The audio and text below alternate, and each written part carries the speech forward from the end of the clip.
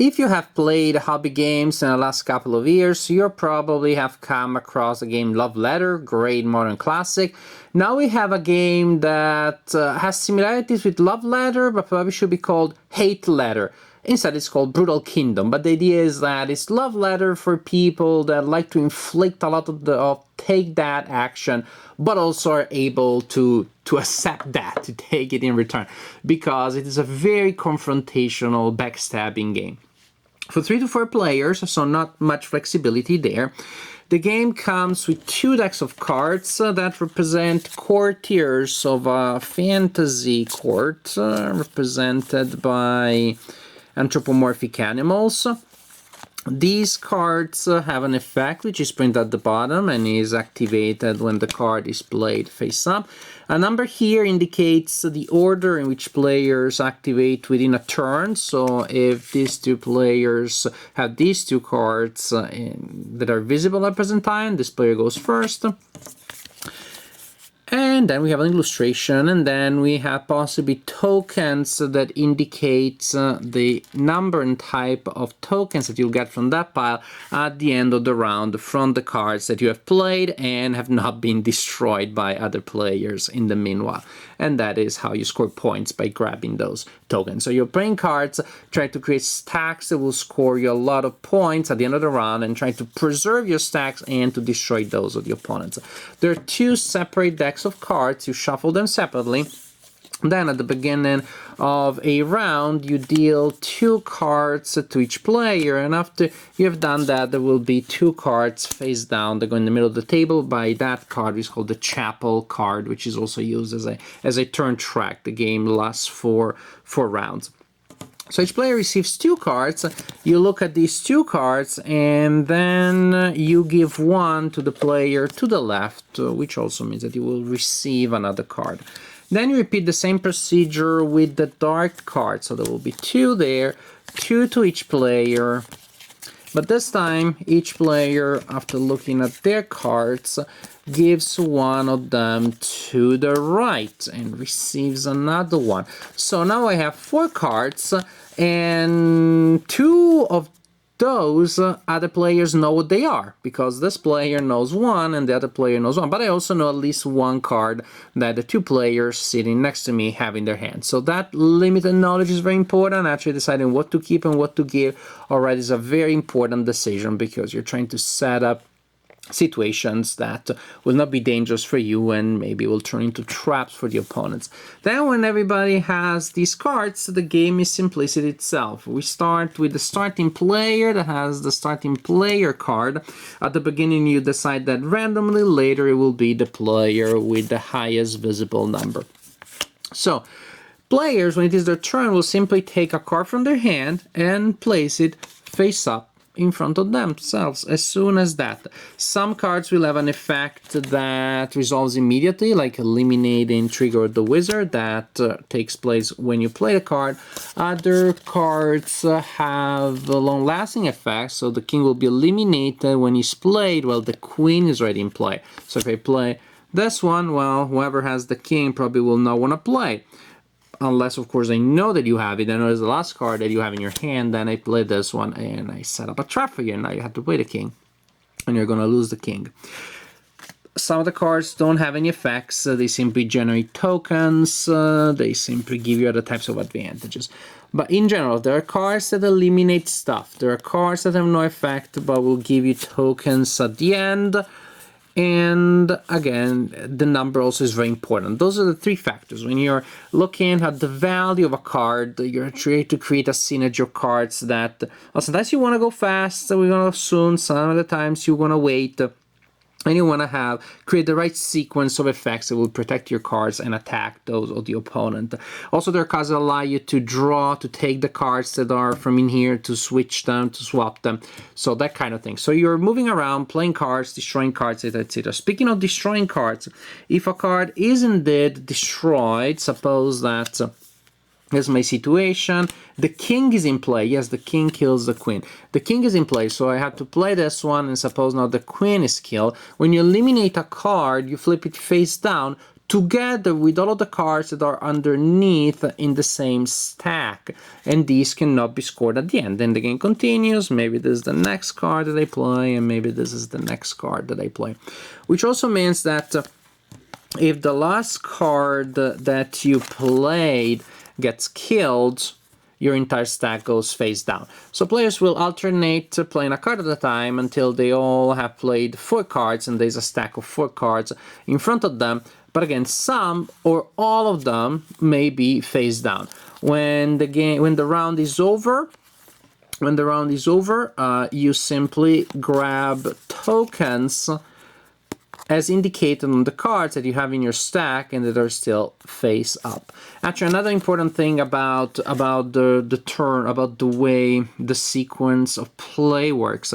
We said there's a starting player card and everybody plays a card. When the game will go back to the play with the starting player card, at that point you look at the initiative number of the cards that are visible, and you give the starting player card to that player. So the order changes every time that the other players have played a card. At the end of each turn, the starting player card changes, and that has very important effects. For example, I may be the last player in this turn, and I play a very high card, so I know there will be the first player, so I get that advantage. And sometimes that's very important, especially if you're setting up a trap, an effect that resolves when somebody else plays a card after you played yours. Then you want to go early in the turn. If you have a card that kills people, you want to go late because you're waiting for that other card to come. If I have a card that I want to protect, I can play it at the end of a round, making sure that I have the highest one. Then I immediately become the starting player, so I can immediately play another card over it to cover it. So the fact that the order changes every turn, that is, after every player has played a card, when you would go back to the starting player, you check to see who the new starting player is, which may be the same player if that same player still has the highest initiative. Also, when you kill people, you get this nice little thingy here, this token that scores you points. There is also finally a card that will place tokens on the chapel. The chapel is simply meant as a turn tracker, so if no one has the saint, at the end of a turn you take one of these, just to mark the fact that a turn passed. If somebody played the saint at the end of the round, they can take one of these tokens and place it there. This is important for reasons that will become clear when we talk about scoring. So as the game progresses, players will be collecting tokens, hopefully for them, and some tokens may be here because the players playing the saint have done that. So players are collecting tokens, and at the end these tokens are worth victory points. The number of victory points that they are worth is very interesting. I like the idea behind this very much. Each token is worth a number of victory points equal to the number of tokens of the same type that have not been assigned, that are either on the chapel or still in the general pool. If this is the situation at the end of the game, each yellow token is worth 3 victory points, 1, 2, 3.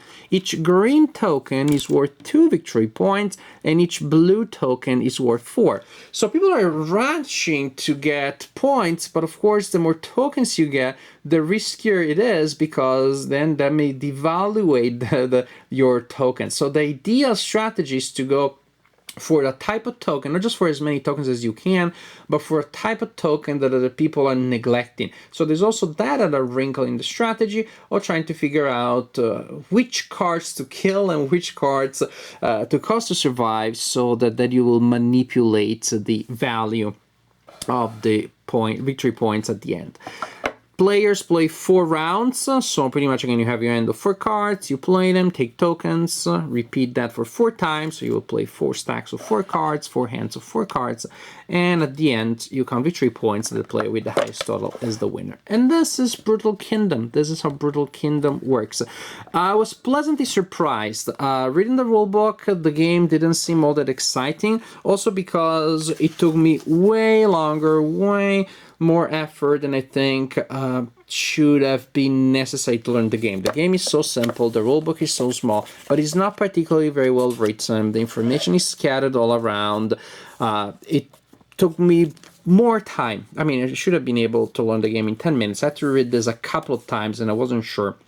But then once we started playing the game and things started making sense, still the game wasn't super exciting because it's one of those games that it's all about figuring out the effects. So you still have to play at least a full game to become familiar with all of the effects. Yes, you have very well done player aids that tell you who kills whom, that tells you the cards that are available and what they give you, but still, to figure out how to make the cards interact with one another, how to create the synergies, how to manipulate the timing, then you still have to, well, you learn it as you play.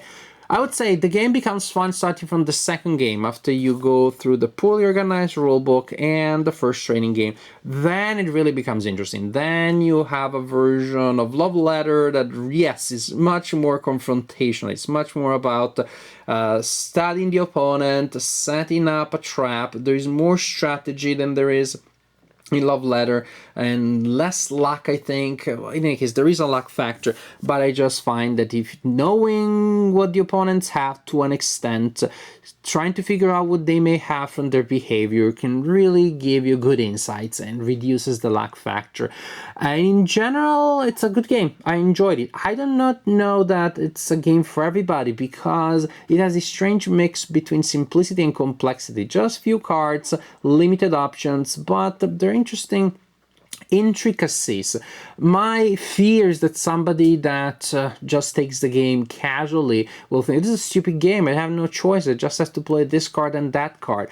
Seeing, I see how people may fail to see what the point is about, which is precisely to use deduction and to use planning and timing. And at that point, yes, you only have 4 cards to play, but the order in which you play them, also an interaction with the order of the other cards, can make a huge difference. I would say it's a minimalistic game, and I see how it may be mistaken for a game that doesn't have any choices at all, doesn't have any relevant choices. That is not my experience. It is a game that rewards good gameplay.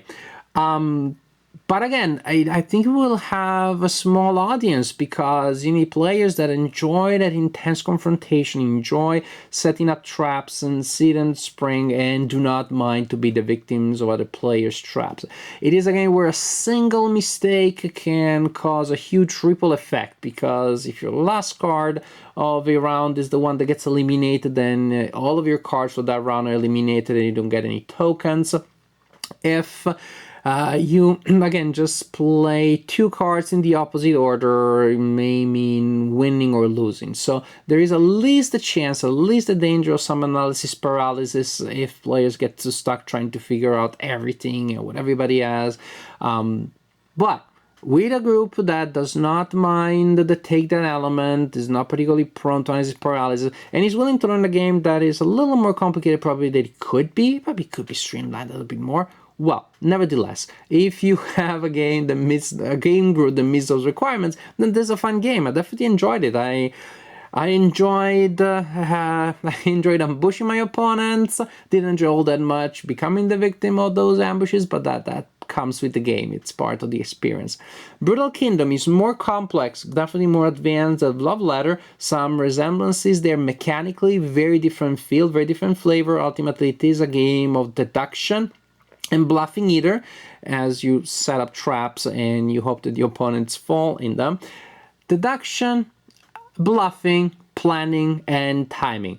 Doesn't sound particularly sexy when you put it like that, but all these elements go together well in a game that definitely is fun to play. If possibly, probably not a game for everybody.